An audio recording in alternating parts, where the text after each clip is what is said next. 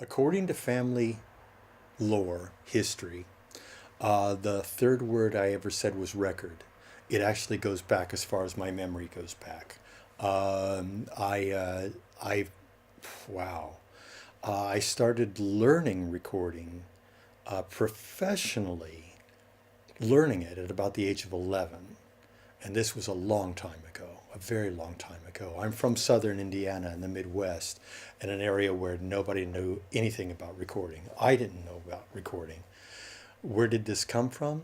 Nobody knows. I have no clue. I always knew that I was going to be in the audio industry. I always did. Um, I was 14 or 15, maybe 16, more like 15 years old when I went to the Eastman School of Music in New York. And going at that time, going from Indiana to New York State to study recording with some of the best was unheard of. It was before schools, it was before any of that. It was completely unheard of. And with my mom and dad, I went, well, mom and dad, I'm off to New York to study recording for a few weeks. And they're like, okay. They most parents, if a 14-year-old would say, I'm off to New York to study recording, they'd say, no, you can't. What do you mean? And they went, okay. And I paid for it somehow. And,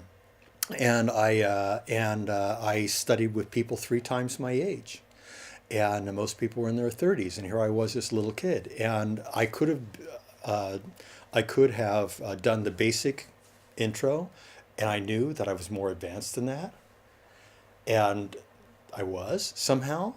And I learned with Don Palouse, who at that time was the head of CBS Records, and a whole bunch of people who later became friends, who I knew from that. And then I went to University of Surrey in England, and at that time it was one of the world's best recording programs, and also Indiana University, which is a major music school and recording, not recording. Well, I had to design my own degree.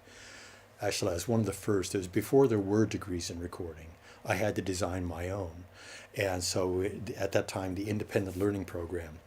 And so through Indiana University and the University of Surrey in England, I made what was one of the first recording degrees.